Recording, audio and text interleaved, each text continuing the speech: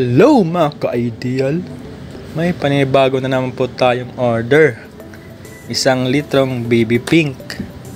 Pangkahoy siya pero water based, odorless at mabilis pang matuyo. Ito yung mga ginagamit niyan sa mga condominium kasi hindi mabaho. Baby pink po ang order ng customer namin. Simulan na po natin.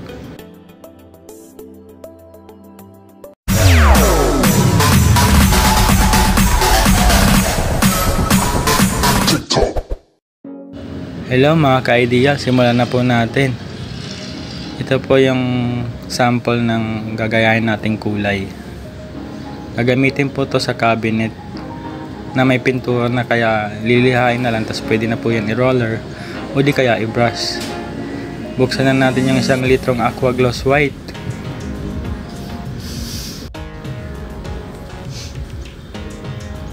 Hindi na po natin babawasan kasi light lang naman. Dadagdagan na po agad natin yung acry color, tuliden red. Kunti-kunti lang po.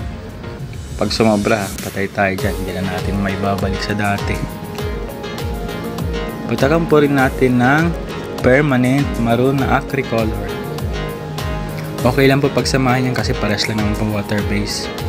Tsaka hindi po maapektuhan yung kintab niyan dahil light lang naman, kunti lang ang nilagay natin. Haluin lang po natin mabuti para yung kulay lumabas talaga hanggang ilalim. Halo lang po ng halo.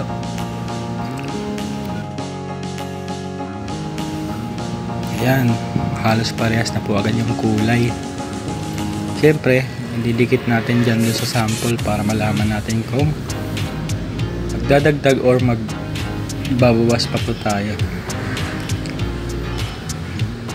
Kailangan medyo light lang tayo ng konti dun sa sample kasi pag natutuyo siya, nagda-dark pa po siya. Tingnan po natin. Ayan, medyo light pa siya ng konti. Medyo nagba-violet pa yung sample kaya yung permanent maroon ang ilalagay natin.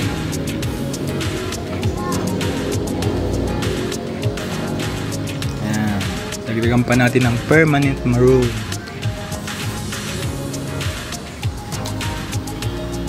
Haluin lang po natin mabuti hanggang sa lumabas yung tunay na kulay ng pintura.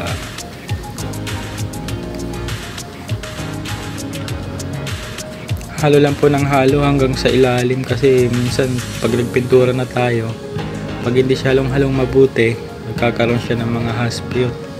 Yung mga dumuguhit pa yung mga pangulay, hindi na halong mabuti. Ayan, halos parehas na po yung kulay niya.